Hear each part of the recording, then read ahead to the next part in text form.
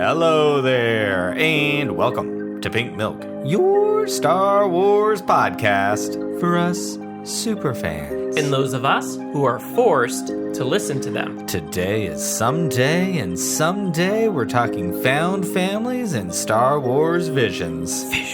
Visions. Get ready, Thomas. It's time to drink up. Drink up.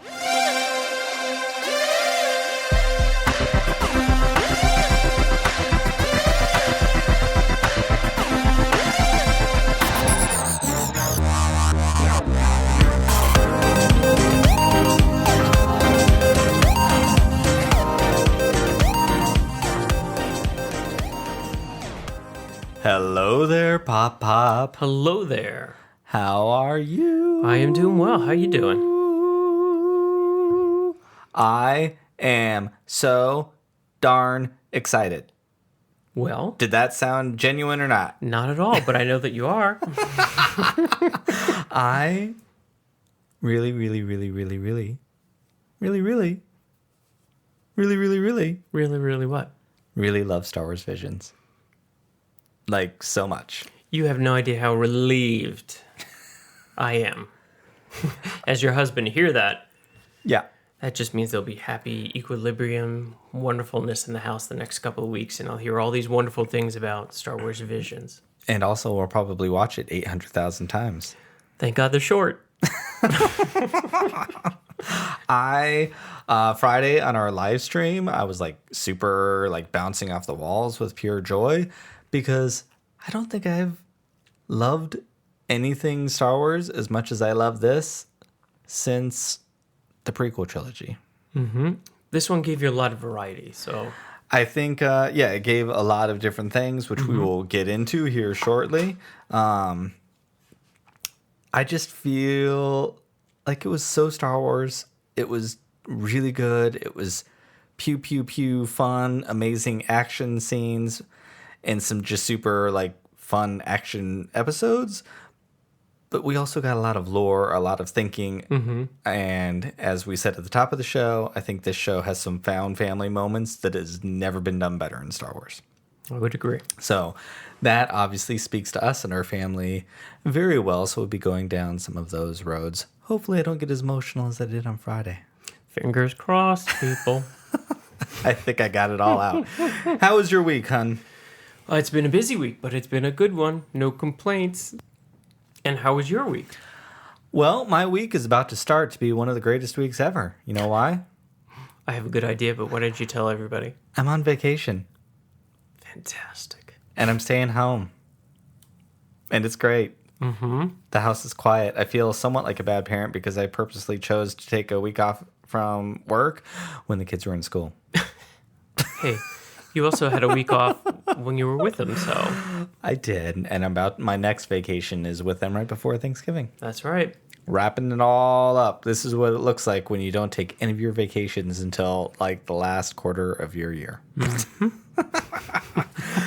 I'm going to watch lots of Star Wars Visions. I'm going to do all sorts of things. I have a book to read that I'm very excited and an author to prepare to interview for because I have a copy of Ronin, the first Star Wars Visions novel. And I'm going to be speaking to the author, Emma, here next week, I think. That's pretty awesome. And they seem so incredibly nice, and I'm so excited. And spoiler alert, for a little bit in the future, The Duel is one of my favorite episodes. There was a lot of world building, so I can't wait to dive into that book and find out more about the Ronin. The Ronin. So I have to read this tweet from your boyfriend, Jason, that I really like. How are you, Jason? Hello, baby Snips. He was responding to someone else's tweet, which none of this means anything to you because you're not really on Twitter. But Jason says, keep going for a second because I got to find it again. I lost it. There we go. Here we go. Well, good thing I didn't get going. It probably is. Jason said, no other podcast I've heard takes such a deep philosophical approach to Star Wars. You all are the best for these conversations. That was really nice. Isn't that nice? Yeah, it is really nice. I got a little... You must not be talking about me, though. No, you bring it. I bring it? Someone on the live stream said their favorite part of the podcast last week was when you were singing "Ding ding ding goes the trolley." Ding ding ding goes the bell. Ding ding ding. But Sometimes I don't know where these things just jump in my head. we've had some people saying really nice things lately. Talking about how much they like the show, the value they find in the show, the fact that we're open and honest. It's really nice. Yeah, thank you very much. We appreciate that for sure. I feel like maybe I've been a little reflective anyways, because After Dark is coming up on a year. Holy cow. In like just a little over a week, will be 1 full year of live streaming with Mark and Emma. Chase joined us back in July. Wow. So it's really amazing. That's great. That's flown by. It really has. And on November 11th, New Beginnings will mark the 2-year anniversary of you and I doing this together. Wow. So I think I'm in a little bit of like pink milk, like reflective time. And we really started before that. Because we wanted to have a backlog of shows. We did. And we also... A little secret. We also were really nervous. I think we probably recorded the first episode like 5 or 10 times because we were never happy with it. Then we still had a really horrible first episode. Those first ones were not good. Well, let's face it. We didn't know what we were doing. No. I don't think the sound quality was very good. You know, whatever. We've come a long way. I'm really proud of us. Yes, we have. You have It's done all to you. All congratulations to you. Not really just to thanks me, to to you. all of us. Because you do great stuff too. And I couldn't do this without you because you're my honey. Aw, thank you. You're like my little honey bunny, like Lop. Who? We're going to get you a little parasol to like jump off buildings. That does sound fun. What has been your favorite part of the podcast? Well, absolutely, hands down, spending time with my honey, number one. And number two, interacting with people. Through me? Well, yes, but I mean, I've been on Okay, I podcasts see. and, you know, we've done a lot. We've met a lot of people. Actually, let me rephrase that. A lot of people have come into our world that never would have come into our world. They're not necessarily... Matter of fact, I think out of everyone, there was one that was in Arizona. Literally just one. Yep. Other than that, pink every Wookiee. person... Exactly, the pink Wookiee. Other than that, we have, we've met all these wonderful people all over the place. Even in other countries, so... I mean, really, Australia, Canada. There was another person somewhere... was it India? Or Brazil. Brazil, that's it. Yep. Yeah, so that's been amazing as far as I'm concerned. It's just, I don't know. It's brought things that I didn't think quite possible. I think we are more successful than I thought we could have been. And I'm really grateful because I feel like we're really just ourselves. We talk about the things that we've always talked. Well, That's true. I talk about the things I've always talked about. You listen to me talking about the things I've always talked about. That's true too. And people seem to like it, which just makes you feel good because it's like they also like you and me. Yeah. And Mark and Emma and Chase. And that feels good. And we absolutely do not take it for granted. No. We're very grateful and we're super appreciative. So Yep. thank you, everybody. Yeah, I think we're going to do something cool on the live stream. We'll figure out something fun to do for our 2-year birthday. And whatever. I don't know what it's going to be yet, but we'll figure something out. So November 11th for the podcast. And Like October 9th or 12th. I just looked it up and I keep forgetting. Sometime mid-October. okay. Yeah. I don't know. I'm super stoked. What's the gift for a 2-year anniversary that you're getting me? I think Paper? I think we've talked about we don't really do gifts in this house I want for a each other. gift. I want a gift. I'll get you a new microphone. Because How's that? our How about I get you- 14-year anniversary is coming up. So that's even sooner. yeah. How about I get you a You're new getting chair? nothing for that one. How about I get you a chair to sit in? No, I like Other- this chair. You like your dining room chair? Yeah. You don't want a gaming chair? No, I don't sit in it that often. How about I get some more lights for the room after last week? I think you have enough. You know, I heard from not one, not two, like maybe 3 or 4 people that you were cursing in last week's podcast. You opened the podcast with the S word. You know what I did? People were shocked. You're supposed to be the holy one here. I know. Sometimes the goody two shoes. the Jersey boy comes out. My apologies. All right, Pop. Are you ready to jump in to Star Wars Visions? Because I've got a lot to say, and I really want to talk to you mostly about 2 episodes. Okay. We're going to talk about our favorites and just questions that you may or may not have. All All right. of those things. You ready? I'm ready. Let's get into Let's it. do it. So, yo, Duncan? donuts? That was dumb. Which part? All of it. What are your overall thoughts on Visions? You know, people may not believe me because I was not very excited about it. You weren't. No, I wasn't. And no buts about it. It truthfully was very, very good. I'm surprised myself, so please. I do not like that it all happened at once, which is so funny. I know you and I have chatted about this outside of the podcast, how I really didn't like that's what happened with The Mandalorian. We get one a week. It felt like it wasn't enough. Hold on. Now, Hold. I'm on the other side saying, I didn't have time to digest them all, which I don't even think I finished them all. I know I finished 5 of 7. Is that correct? Yes. Okay. But I have to say, all 5, I'd say 4 I thought were great, and 1 which was the first one, I just wasn't ready for it yet. I think if I rewatched it again, I'd probably have a different opinion. You keep saying you don't like things to I never wait say things like that. because you forget. I forget what happens. It's true. So why would you want this one to wait? Because they were so short. No, actually, I take that back. We all know they were short. Mm-hmm. They were so good that I didn't have time to digest and really think through one before you had me watching the next one. I mean, this is proof in the pudding that you don't need a whole lot of time to tell a really great story. It's about doing everything you can with what you've got between the visual storytelling, the written word, the music, all of it. Because these stories, man, there's a lot in them. There is. I was left wanting more, though. Well, that's good, right? Yeah. Maybe. So I wonder if there's ever a second season. They will literally take the same. Was there 7? Is that what it was? 9. 9. Oops. Yeah. All right. I guess I saw 7 then.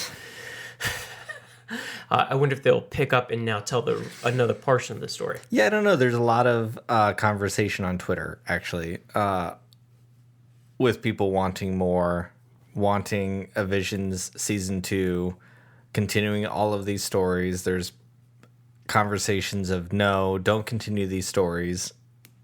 Leave them where they are. They told their story. And let new creators come in and do something similar, just with all new stuff. Mm-hmm.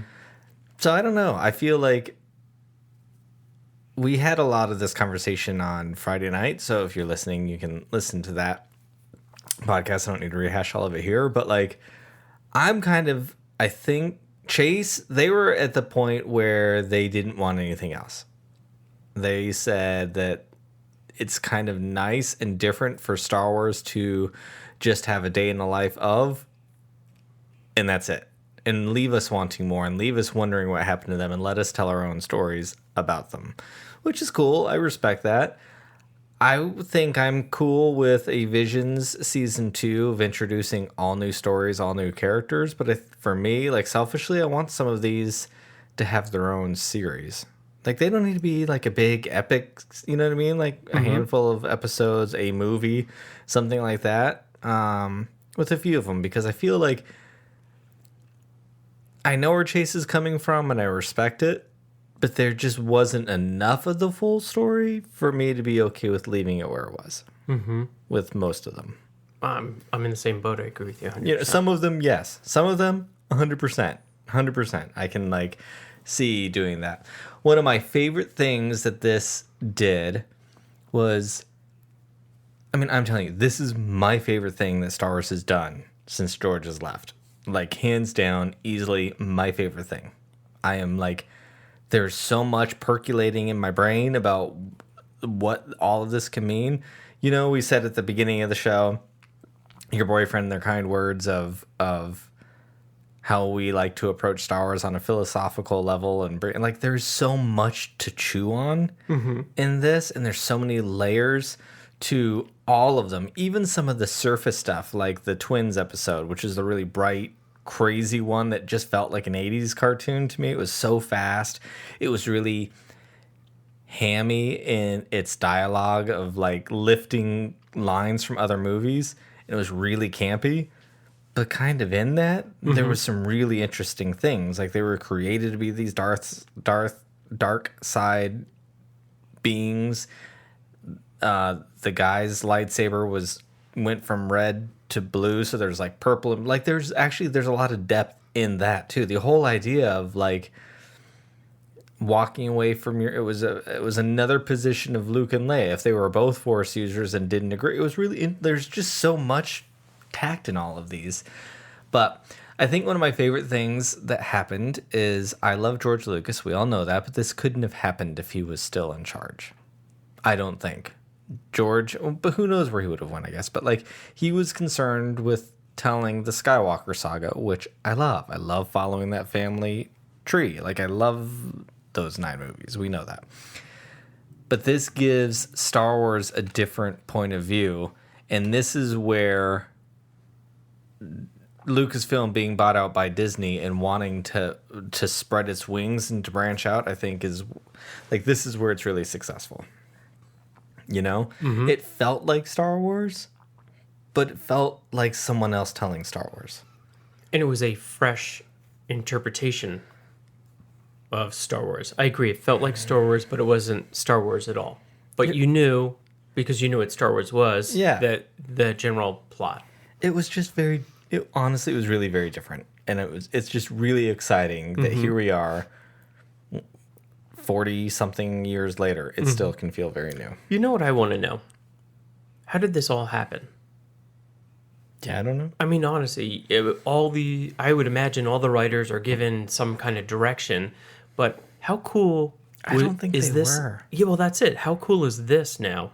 Did they leave it open to everybody? Leave it open to the team? Hey, everybody submitted an idea. I mean, I just find this very, very interesting. How did it all come about? Yeah.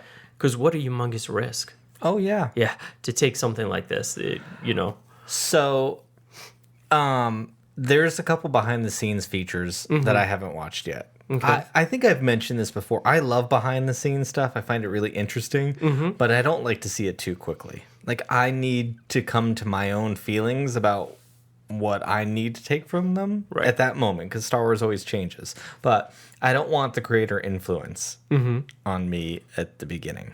You know? Justina Ireland kind of talked a little bit about this when she was on a few weeks ago to talk about the High Republic, which is doing something else. It's a book initiative, but like they're 400 years before Star Wars. It's giving us a look at the Jedi that we've never had before. And they gave them a lot of freedom to just kind of run with it. Wow. And I feel like that's what they wanted to do with the sequel trilogy, which I really respect. I love we've talked about this probably, but just another 1, 2, 3 for you is like there was no real plan with the sequel trilogy. They wanted this baton. What's the relay race? Is that what it's called? Baton. Yeah, like, and they passed the baton on to the next director, and then that's how they were going to tell the story. I kind of like that, like, really artsy, daring, bold way to tell a multi-million-dollar, huge, epic pop culture phenomenon that we all knew the sequel trilogy would be. Like, I think it takes guts and gusto. So I didn't want to slam it. I feel like there had to have been some plan. There had to be some idea of something. But unfortunately, the sequel trilogy for me missed a lot. Whereas this hit. They weren't connected.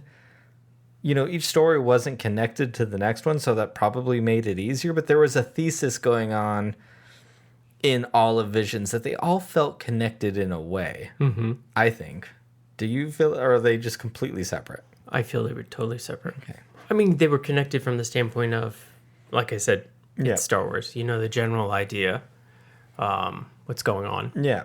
But, yeah, no, I thought they were all completely different. I mean, the first one is probably the one I scratched my head the most and didn't quite follow. Okay. maybe I wasn't ready with that whole, stigma in my head of anime. And that really was more, most like what I was thinking was anime. However, I think I was just so excited. And of course, you woke me up at 5 a.m. So it was even earlier, actually. 5 a.m. is late. I think it was 4 because I'd been up since 3:30 and I couldn't sleep and then I got you up. But like, I mean, that was the most bold and daring artistic direction. It just looked very, very different, which I loved. But one quick question before we get into some of this other stuff. This is not canon. Do you know what that means? At first, I'd be like, no, I don't know what you're talking about, but I've been around long enough to know what you people are talking about now. Yeah. Yeah. Of like, it doesn't really count. Some people call it counting. Oh. Like, I just don't care. To me, I love all of Star Wars, and it's Star Wars. I relate to the people that I relate to. I relate to the themes that I relate to. I relate to the characters and the situations I relate to. I don't care where it comes from. But I can see how maybe some fans out there might be like, well, hey, this is distracting from the whole picture of what I have and what you've written for me and the world I've created in my head. Like, where do you think you would be if you were... I mean, you're not invested in anything like this that isn't real anyways. Right. So it's hard. But, like, if you were... I mean, I see what you're saying. You know what I'd be doing? You're asking me how I'd react to it? Yeah. I probably wouldn't have even known. Because what's the connection? Visions, Star Wars? I mean, they're two totally different things. Yeah. So I wouldn't have even known that there was one coming or that it came on the TV. And then if I looked at it, I'd be like, oh, I don't know what's going on. Yeah, this isn't Star Wars. And I would have turned it off. Oh. Sorry. Okay, so it wouldn't have worked for you if I wasn't sitting here. I wouldn't have seen the connection. Yeah. Yeah. Because all of that is not, in my lane exactly. I get it. So Yeah. Cool. just goes to show sometimes when you have somebody else. You see things through their eyes. You got it. That's what I was going to say. Do you have a favorite character from any of these? You think I'm going to remember any of their names? Look, you can describe them. I don't know. Or do you just not really have one? No. I liked the one that I associated. It was like a godlike figure. It was the one with the little robot and the godlike figure who was the creator. I think he created all these people because he was probably lonely in the world. He just reminded me of God in a way. He was like that big. Are you talking about TO-B1? I don't know what the name. The robot that wanted to be a real boy, but the not Pinocchio him. It story? was the father. It was the creator. Oh, okay. The professor, they call it. Professor. Okay, yeah. Well, we're going to get into that because Oh, well, look at that. Professor, I think, is the number one parent in all of Star Wars now. Oh, okay. Like, I got really emotional, so hopefully I cried it all out on Friday. I was not expecting that, but the way Chase and Mark were talking about it hit me in the feels, man. It hit me in the feels. Mostly because of Mike. We'll talk about it a little bit because I want your input. Was that your favorite episode? Do you have a favorite episode? Let's say this. It's the one I probably remember the most. Okay. All right. I'm so completely shocked that that's the one you remember the most. I going into this thought that was the one you would have disliked the most. It's the most childlike and it's the most kind of fun and lighthearted. Like the little bloopity blops in the sound design of that episode are like stick out to me. It was the one most unlike Star Wars to me. The one I had least expected to see, probably. I will say that I understand where you're coming from of it's the most unlike Star Wars, but it was the most, not the most, it was so influenced by Star Wars and took the lessons of Star Wars and applied it to something else. That's how I feel. Because it's actually, let's just talk about that for a minute. Let's do it. Let's get into it. So there's a lot of discourse in the Star Wars community wanting to get away from the Skywalker saga and getting away from Luke Skywalker. A lot of people are very upset that Rey was related to Palpatine, and they liked Rey nobody, that she wasn't related to anybody.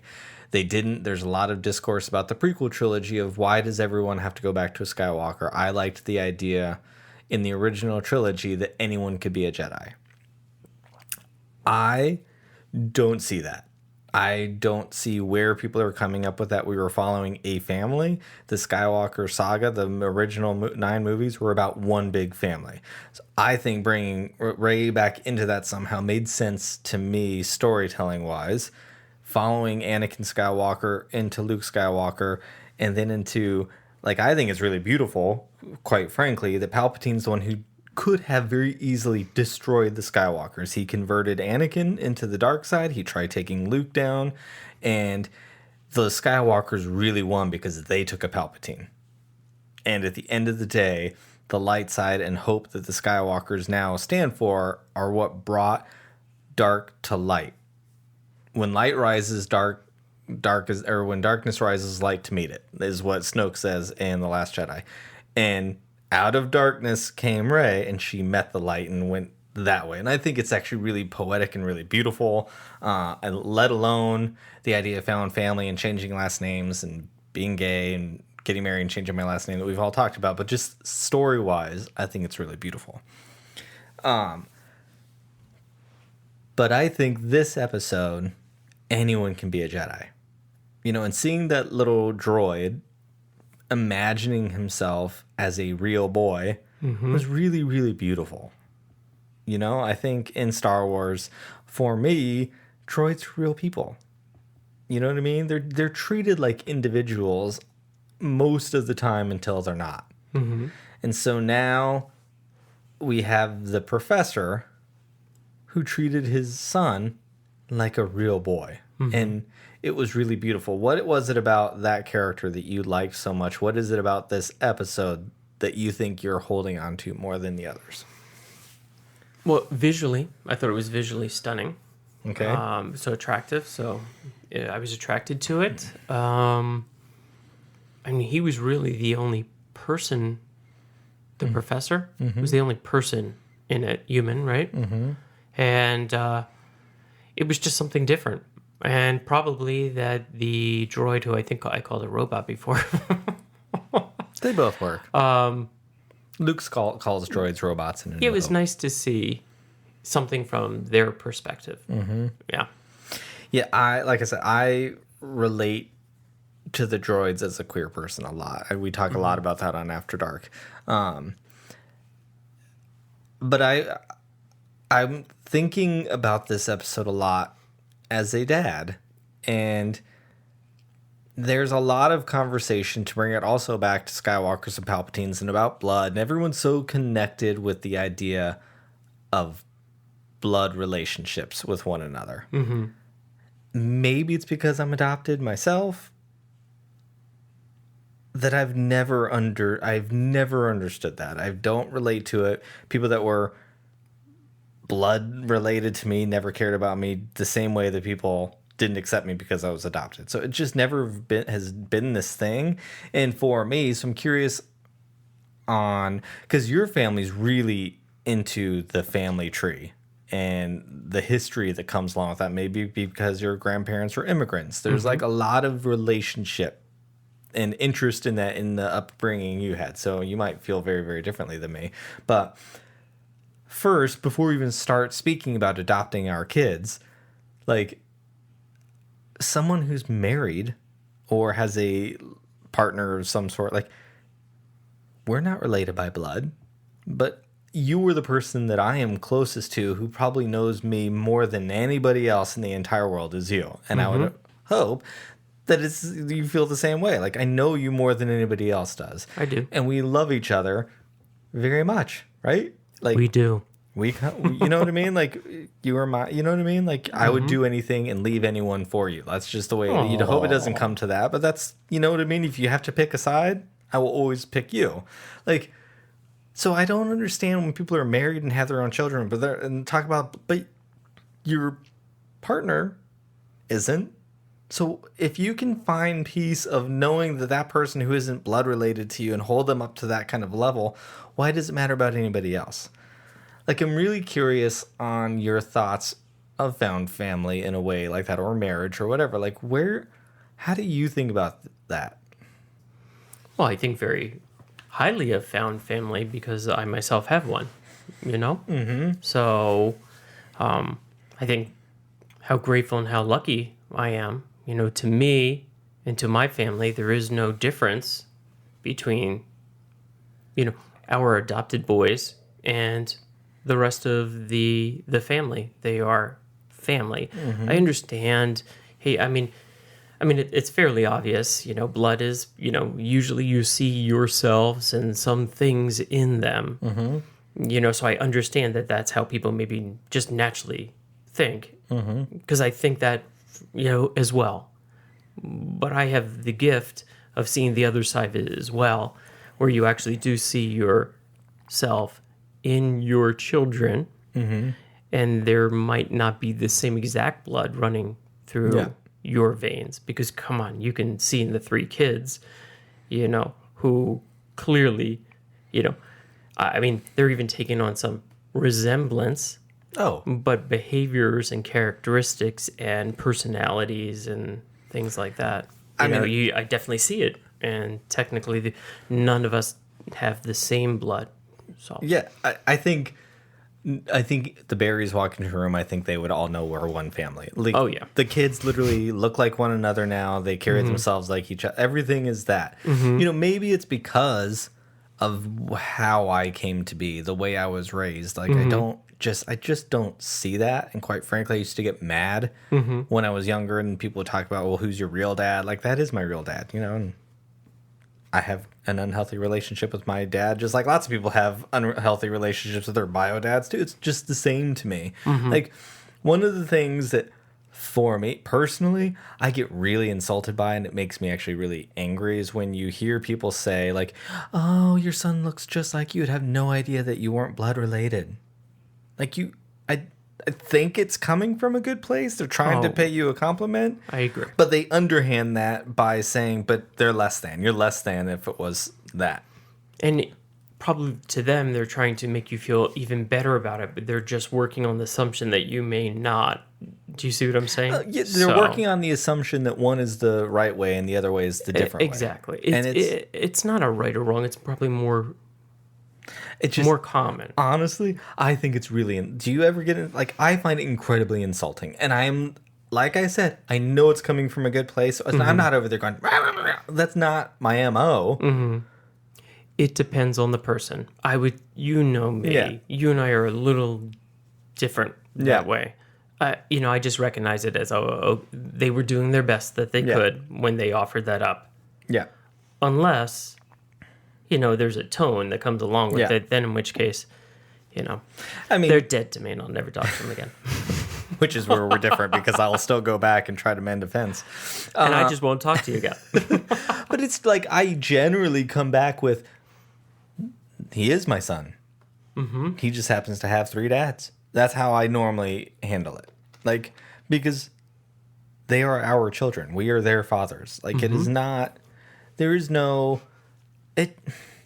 That was the thing. Like, I found this story in particular so incredibly powerful and beautiful because of that. That father raised that little boy as if he was his own. And because of that, you know, the whole... The episode opens up that the planet was basically dead. Something came in and killed everything. And so the professor, who also, you know, like... Hope brought up in the chat, you know, Hope, the representation of disability, because he had no arms, and how great that was. And to me, I'm like, oh my God, that's just these Sith people, or that Inquisitor, whatever he was supposed to be, the bad guy in this. Like, I'm like, I think they probably took his arms away, because as the episode went on, we found out he was a Jedi of some sort and had a lightsaber. So they probably took his arms away, thinking they were going to destroy him by not being able to wield a lightsaber anymore. But he figured it out anyways, because that's what, you know, a true light side force user can do. But, like, he inspired his son to always believe that you can be a Jedi.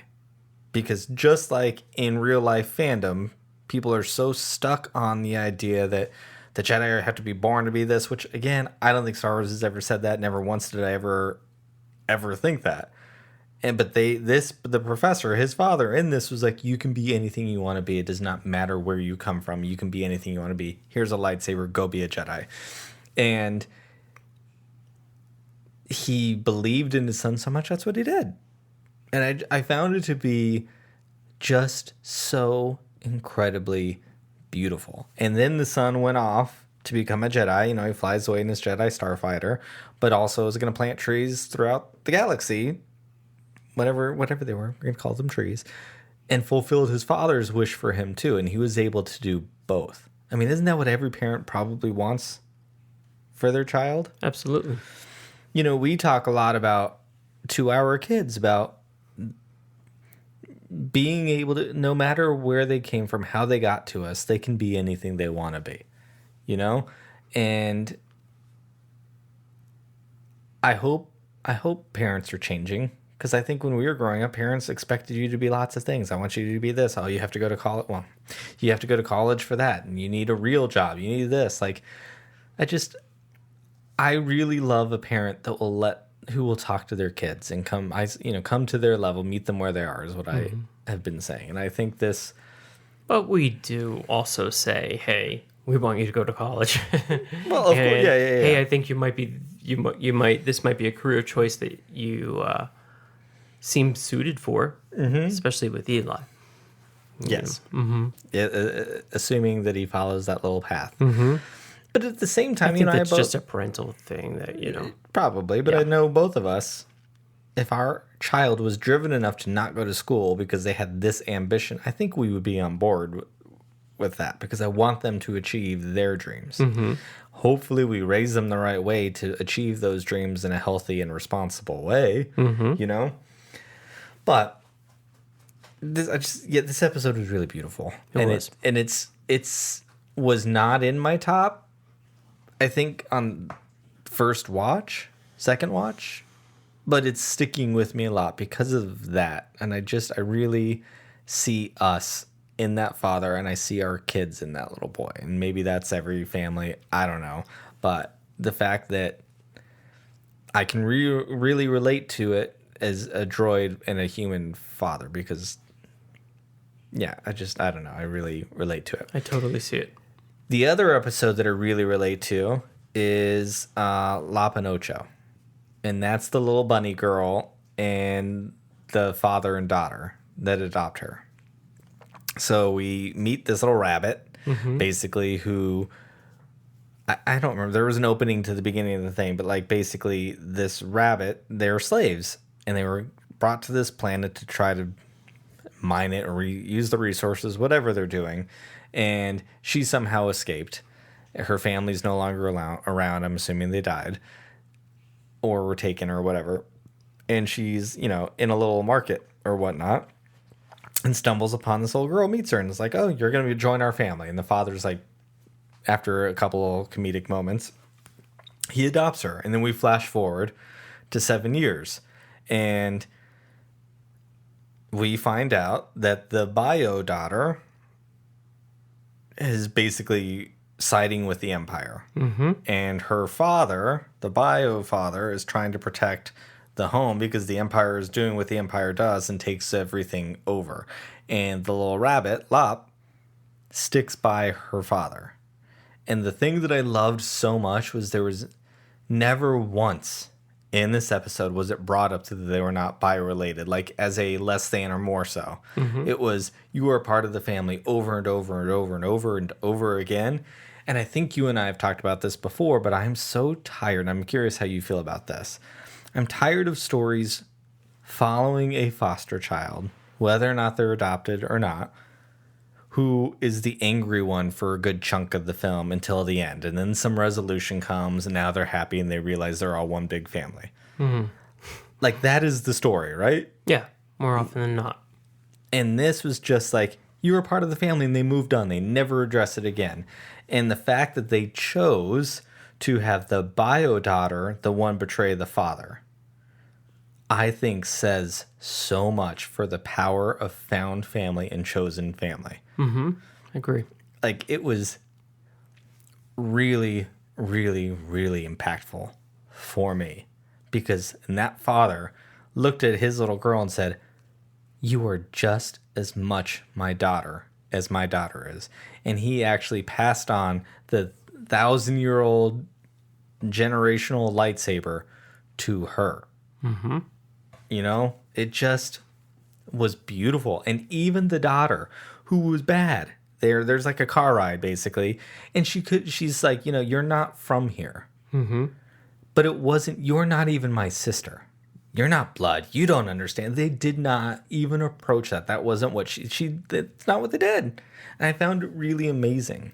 Like, was there anything in this that spoke to you? Like those kinds of things? Like any of it? You mentioned, you know, your family's really good to our boys too. Like there is no difference. 100%. They are berries. Absolutely, 100%. And they're very good to them, is right. Yeah. You know, we need more stories. You know, we end up talking a lot about queer rep. Yeah, actually, to answer your question real quick, it's just one more example of how they were trying to choose a new approach. And that is actually what's nice about Visions, just wrapping it up. That's what's nice about Visions. They're all new takes on things. So that's an example, because we've always seen it the other way. You know, the foster child had the problem 90% of the, you know, good chunk of the movie. Well, they didn't have that in this particular case. They didn't even use the term. So 100%. It was a fresh approach.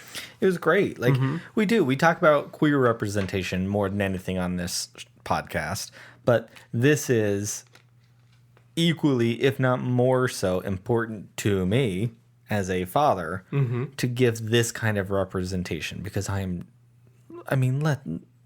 the world does not think highly of foster kids. They love them when they're little and they're babies and they're cute, but the minute they start to get older, the minute there's a problem, well, it must be that. Like, that is the story over and over and over. Kids who age out of the system, who are older, they must be a problem child.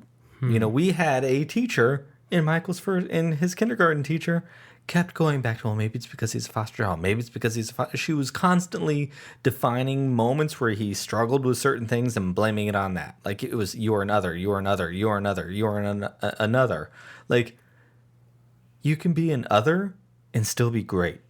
And that, you know, like, she was the one with the lightsaber at the end of the day. And she chose the right path. And I think it's just, I don't know, like, I want more of that. To be totally honest, I want more of it. Well, you might be getting it. You know, that is something that we could talk about with Jedi and Padawans and stuff that we don't get to talk about as much as I would like to. Do you have, like, that was the episode visually that I was like, oh, Tom's not going to be into this. Because when I think anime, like, that is where my mind goes to first, is something like this. With the little bunny girl, and like, it's super cutesy. No, I liked it. I actually liked it. It was the first one that was most anime-like for me. In my mind's picture of what anime, you know, the pencils and the so, but that had a really good story to it. So yeah, it was great. And I liked this one, and the Village Bride had these very androgynous Imperial officers with like mascara and like gender bending things that I was all here for. They were great. Where do you think you would like Visions to go next? I'd like it to come back, first of all. Okay. And I guess most likely it's going to choose 9 new stories. However, wouldn't it be cool if there was a extension of everything that we just saw? I think that would be the coolest thing. You know, I think for me, Visions second season, I think I'm finding myself there. I was not there until Friday, but I think I want all new stories, but I need some of these other stories to continue in some sort of other way, whether it's a movie, whether it's miniseries. Like The Ninth Jedi was probably my favorite one. That's the one with the girl with the little side pony, which I'm usually not here for a side pony, but she could pull it off. She looked great. Kara, I think her name was, or Kara or something. And the Duel too. You mentioned the Duel. There was so much lore and world building in those that I was really, really here for. I think it did, like The Ninth Jedi is way after The Rise of Skywalker. It's somewhere in the future, and the idea of the Jedi had died again. That is something that, you know, the sequel trilogy handled, of this myth of the Jedi and who is Luke Skywalker and all that. But like, this was bringing it back in a really fresh way of honoring what came before, and that did this whole cool thing with lightsabers changing color and all of that. Were you surprised when all those people became Aura Sith and they ignited their red lightsabers? Yes. Do you even remember? I don't think I saw that one. Yes, you did. Did I? Yes. Was that one of the early morning one that you made me watch? There's a few I'm behind on. Sorry. Yeah, I just want to be honest. Gotta be honest. Gotta be honest. Can't talk about that one. Okay. So All you right. liked it. Yeah. Yeah. I loved it. Did you though? Visions. Collective. We're talking about visions. Yeah. Yeah, no, honestly. I am pleasantly surprised. Well, I'm not pleasantly surprised. I think maybe we should go on break. Let's do it. Drink up. Drink up.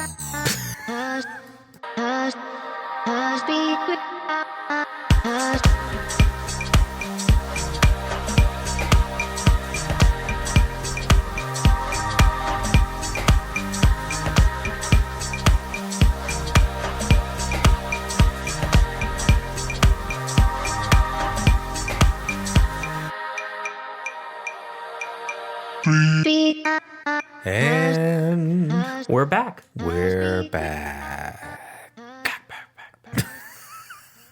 Just a reminder, section 2 of this here podcast, section 2, that sounds so bad. Part 2, the return, the back half, the other part, section 2, Up 1B. next. The up next section of this podcast is brought to you by Luminous Buck. Luminous Buck, just the friend you want in your corner. Whether you like Jedi, dislike Jedi, whether you love Din Luke or Din Cobb, Buck's just the man you want. Thank you, Buck. Thank you, Buck, for my trivia box. Thank you, Buck. I usually have a lot of It's a fun really with great box, too. them. Thank you. It is a box. You know my box pretty well. It's a trivia box. Never know.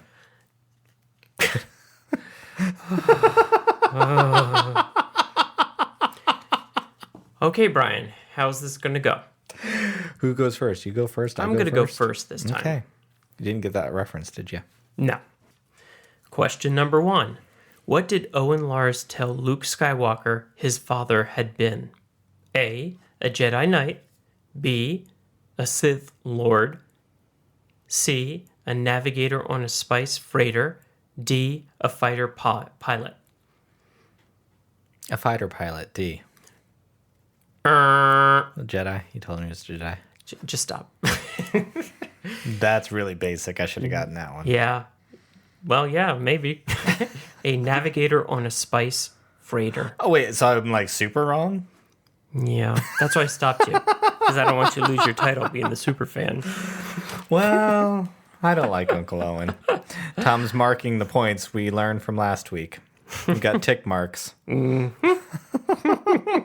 All right, Thomas, you ready? I am ready. Who played Boba Fett? This is payback for last week and all of my behind-the-scenes questions. Boba Fett. Played Boba Fett. A, Tamura Morrison. B, Daniel Logan. C, Jeremy Bullock. D, David Prowse. I'm going to give half... D, David Prowse. Oh, definitely not. That's a big zero. Oh, C. Then it's C. C is what they have. But technically speaking, Daniel Logan played a young Boba Fett, and Tamura Morrison was the voice of Boba Fett. So Jeremy Bullock was the man underneath the helmet in chunks of Return of the Jedi, and I think all of Empire Strikes Back. Maybe not some of the There might have been one or two. So it's kind of a trick question. Yeah, and I got it wrong. So. You did get it wrong. I did. Go ahead, Thomas. Question number 2. From which planet did Grand Moff Tarkin tell Admiral Mahdi to set the Death Star's course? A, Alderaan. B, Tatooine. D, Dantooine. D, Alderaan. Alderaan. A? A, Alderaan. Ding, ding, ding, ding, ding, ding. Congratulations, Brian. Dantooine is far too small of a system to something or other. But the people are peaceful.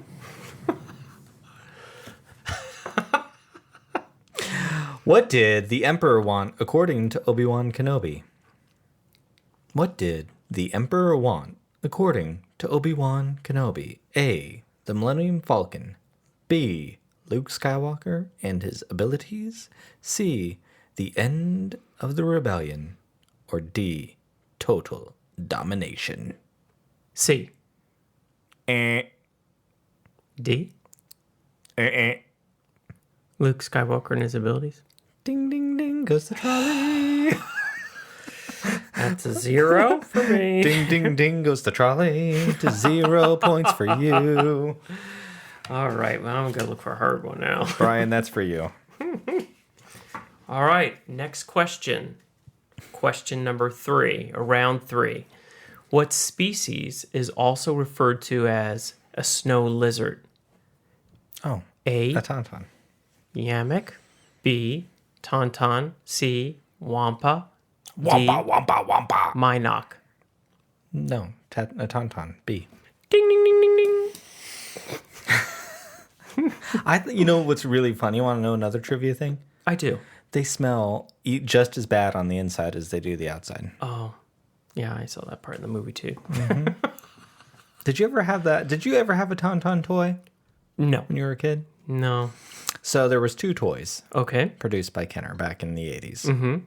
I'm sure there was other toys later, but the 80s ones. One was just a regular thing, and look, there's a little tauntaun on my desk right now. Yeah.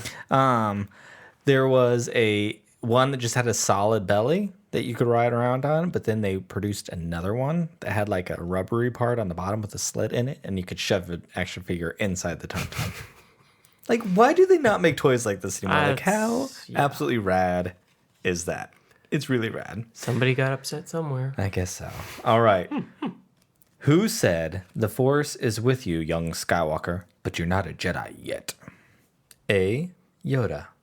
B. Darth Vader. C. Obi-Wan Kenobi. D. The Emperor. Who said, "The Force is with you, young B. Skywalker"? Darth Vader. Ding. Ding. Oh, yes. Ding. Got it. Excellent. 1 point for Tom. 2 points for Bryan. Are you ready? I am totally ready. This one's good. What did General Riken order? Oh, sorry, can't read. To what did General Riken order all power in Echo Base rerouted? A. The ion cannon. B. The energy shield. C. The medical facility. D. The hangar bay. Oh, God. The energy field. Ding, ding, ding, ding, ding. Even when you don't know it, you know it. I'm on fire! God, it makes me sound like I just don't watch Star Wars. I don't do anything with Star Wars whenever I play these games. What guild did Princess Leia ask Lando whether or not and we're both clearly, our poor children, they're never going to have very good reading skills. What guild did Princess Leia ask Lando whether Cloud City was part of? A. The Tabana Guild. B. The Mining Guild. C. The Gasworkers Guild. D. The Ugnaught Guild. What guild did Princess Leia ask Lando? Ugnaught. B. The Mining Guild. How many points you got over there, Tom? I have 1. And you have 3. But we're only not even halfway through yet. Okay. So sorry, folks. We're only on number 4. All right. Question number 5. Who was rogue leader in the Battle of Hoth? A. Han Solo. B. Wedge Antilles. C. Cal Alder. D. Luke Skywalker. D. Luke Skywalker. Ding, ding, ding. Rogue 2. We found them. Repeat. We found them. You ready? I'm as ready as I'll be. What system was the Millennium Falcon in when the Imperial fleet broke up? What system was the Millennium Falcon in when the Imperial fleet broke up? A. Hut space. B. The Anote system. C. The Hoth system. D. The Dagobah system. D. You'll get the next one. Thanks for your optimism. Well, last week, didn't you beat me last week? Or no, I came through in the end. But you know what? It's not impossible yet, folks. He has not. 4 and I have 1, but we have 5 questions to You go. can always bring it up to the rear. All right. What species is referred to as a snow lizard? You just asked this question. Well, then you're not going to get it right. Shuffling. Okay, here we go. Question number 6. How many nostrils do tauntauns have? A, 2, B, 4, C, 6, D, 8. 4. Ding, ding, ding, ding. Ooh, not looking good. All right. What did Han Solo say to Princess Leia after she said, I love you? What did Han Solo say to Princess Leia? I don't want to brag, but I know this one. But go ahead and give me the options just in case. A, I love you too. B, I know. C, finally, she admits it. D, will you marry me? B, I know. Thank God. And I'm already marking my check down because I know I got that correctly. I mean, you should know that because in our... I should know a lot of things. In our little tile, like our podcast image, the part of Princess Leia... Well, really, the part of Cobb Banth playing Princess Leia is played by you. I am Din Djarin cosplaying as Han Solo in our romantic Empire Strikes Back kiss. Excellent. And you... Question number 7, people. Just like Princess Leia, you are no damsel in distress. Nope. Let's see. Question number 7. Who was Luke Skywalker's tail gunner in the Battle of Hoth? A, Wedge Antilles. B, Dak Rattler. C, Derek Clivion. D, Wes Jansen. B. Ding, ding, ding.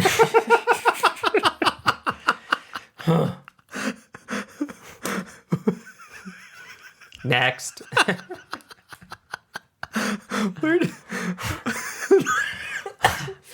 Where did Chewbacca find troubled... Excuse me. Where did Chewbacca find a troubled C-3PO in Cloud City? A, Platform 327. B, the Droid Cleansing Center. C, in a junk pile. D, on a mining belt. Where did the mighty Chewbacca find a troubled C-3PO? D. In a mining belt? Yeah, I said on. I thought you said on. Or on a mining belt? Yes. In the junk pile. C. Damn. That's right, I said it. All right, question number 8. 1, 2. You know what? This is make or break. If I get this right, there's the possibility I could tie. Provided you get the rest of them wrong. All right, here we go. I did let Michael win this morning during Crazy 8, so maybe I'll feel generous. Throw you a bone. Because he gave you a card yesterday.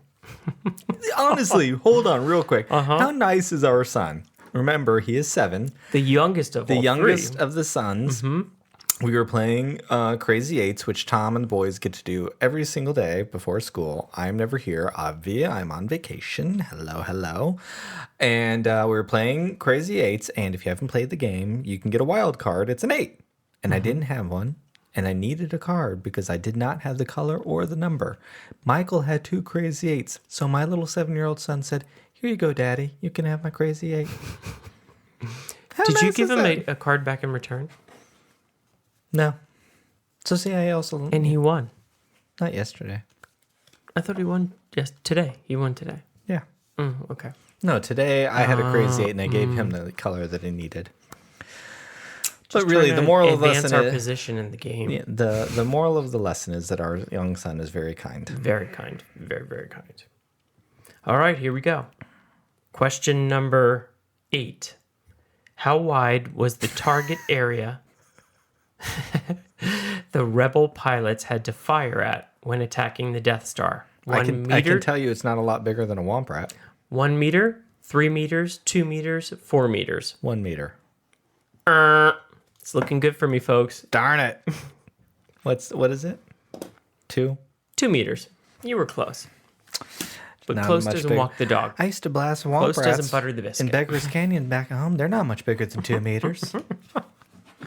Darn it. I feel like pulling a Kylo Ren right now. What did Luke Skywalker tell Han Solo he was going to investigate on Hoth? What did Luke Skywalker tell Han Solo he was going to investigate on Hoth? A Wampa. Wampa, Wampa, Wampa. B, a meteorite. C, a probe droid. D, an uncharted settlement.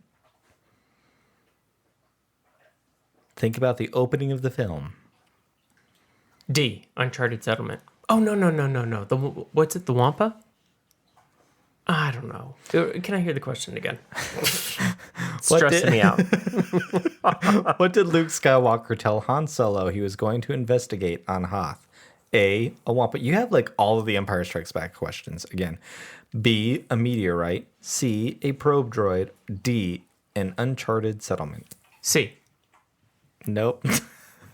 Well, you already told me it wasn't D. A meteorite. Oh, jeez. A meteorite fell not far from here. I'm going to go check it out. That's when the Wampa attacked. Because then his little tauntaun was like, and he's like, easy, girl. And then the Wampa pops up and smacks the tauntaun in the head, cuts his throat or breaks his neck or whatever he does. And whacks. All right. There we go. Which weapon short-circuited droid electrical systems? A, bowcaster. B, ionization blaster. I just C, got this one lightsaber. last week. Okay, well then we're not going to give it again because that would be unfair. All right, who was the costume designer? Oh, Jesus. You got this last week Yeah. too. All right, hold. We're going to do Actually, it. you know what? Let's see if more I can get it right this aggressive. time. Let's see if I remember, because last time I didn't get it right. We Okay. won't count this for points. Well, then we're not doing it. Oh, wow.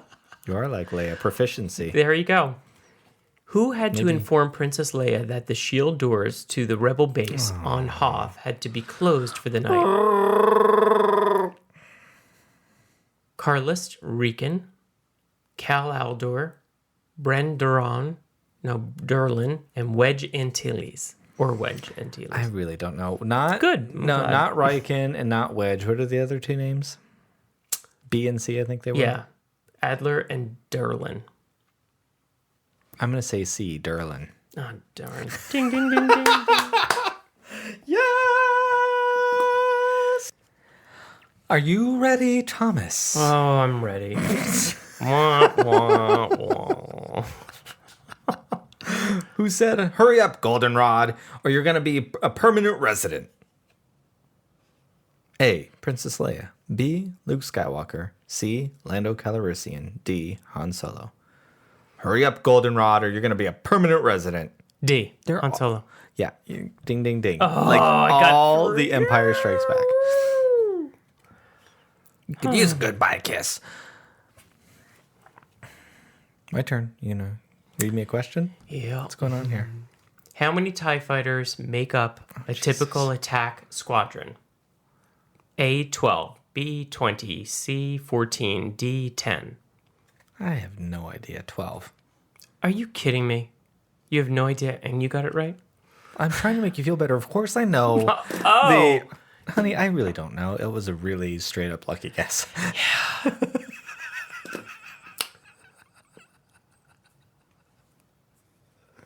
Well, the good news is this is going to be the last question. is back, bitches. All right, the go super ahead. fan Go. is back. Let's see. Oh, I like this one. Let's see if you get this. I hope you got it. It's another. Do you want another Empire Strikes Back question? No, I just want one. Pick one. Okay, I'm going to do this because I think you can get this one right. Oh, thanks. I appreciate the confidence. Which species planned to eat Luke Skywalker? Which species planned to eat Luke Skywalker? A. Twi'leks. B. Ewoks. C. Sulistans. D. Bith. I feel like you only know one of these species anyways. Maybe two. Possibly two. Is it the cuter one or the not so cuter one? The cuter one. Oh, the Ewoks. Ding, ding, ding. Yub nub. Yub nub. Yeah. All right. One more? One more for me, right? All right, here we go. Or no. Is there? Yeah, we have one more? Yeah, I stopped. Okay. All right. Let's see. I'm going to get a real hard one. Do you want me to give you another one? Because I have one right here. No. Who was Echo 3? A. Wedge Antilles. B. Han Solo. C. Luke Skywalker. D. Princess Leia. I think I got this one once already. Luke Skywalker. Yeah, ding, ding, ding. Okay, last one. Last one. All right. Who greeted Luke Skywalker at the entrance of Jabba's palace? We just saw this person, too, in Star Wars Visions, and they were adorable. And we saw them at the end of The Mandalorian. A. Ula. B. Sai Snoodles. C. Boba Fett. D. Bib Fortuna. Don't let it trick you, because there's another It's character. Bib Fortuna. Ding, ding, Ding, ding, ding. Look at that. You went out two Ding, in a ding, row. ding goes the trolley. 1, 2, 3, To Winning 4. Town. I'm proud of you, Pop. You got them. You got the last two right. You don't need to tell anyone how much I beat you by. Yeah, because we must have done a few more for you because I counted 10 for you and 4 for me. No, you only got 4 right and missed 6. Yeah, no, I know. But you got 10 right. Oh, I don't know. I think you miscounted. It's okay. Either way, you won. Either way, surprise. I won. So, how was this episode, Pop? How you feeling about Visions before we head out? Well, I felt good about Visions. Now I'm feeling bad about myself. Okay, between... But you know what? Let me just say this out loud. Go back to the first episode. God, I know a lot more than I did back then. I got 4 right. So instead of being like, oh, I got 4 right, I'm like, hey, I got 4 right. You know, Tom, that is a half full glass of pink milk attitude right there. Exactly. And I love it. I love it. I love it. I love Maybe it. I should take these and study them. Nah. You know, here, the truth of the matter is, I don't think anyone wants us to be too good at trivia because that just would not be on brand. It would not be funny. Like, there are better people for that. Well, I have some news. We're not going to be? No, we're not going to be. At least I'm not going to be. I don't think I'm going Sorry, to be Laura. Yeah, nope. Who are the trivia people we know? Well, we know Alice and Laura. We Alex, know right. Alex and Molly. We know Luke, who was on the show with us, our listener. See a trivia guy? Yes, very much so. I think your boyfriend Jason is quite the trivia guy. Poor guy. I told him once that you were worried that I would offend him by calling you his boyfriend. Yeah. And he laughed. He said, no, it's funny. Oh, okay, cool. I mean, anyone would be honored to have you as a boyfriend. Let's just you be know. real. Gay, straight, bi, pan, whatever. Thank you, babes. Man, woman. Thanks, hon. You're welcome. You're welcome. Non-bi, anyone, any human, Got it. Love you. any puppy, Got it, babe. any Got it, goldfish. You're that great. I agree. Okay, so last week we watched Princess Mononoke. This week Yes. we watched Star Wars Visions. Are you more open to anime now than you were before? No. But I have to say those two were good. Because I know the anime I don't like. I just Okay. haven't seen it, which is good. So as long as you keep it all away from me, I should be good. Okay, sounds good. Sounds That's fair. I guess so. Well, But I have to Thomas? say, the anime did not bother me at all on Visions. I really liked it. Probably the first one is the one I liked the least in as far as anime. Okay. It was a great story, though. So. Oh, the animation-wise. Yeah, animation-wise. Other than that, everything was good. Yeah. There you go. There we go. Until next week. Don't forget, if you're listening to us on an Apple device, please go ahead and leave us a written review. Give us a 5-star review. It would really help. We've been growing a lot, and we could really use it right before Boba Fett. So if you've been listening to us for a while, but haven't left a review yet, Now's your opportunity. Smash that like button. Well, you can do that if you're listening to us on YouTube right now, too. Oh. If you're not listening to us on YouTube, try it out. Make sure you subscribe to the channel. Follow us on Instagram and Twitter, both at Serving Pink Milk, if you don't already. Where do they want to find you, Tom? Drink up. Well, with that, until next week, everyone, drink up. Drink up.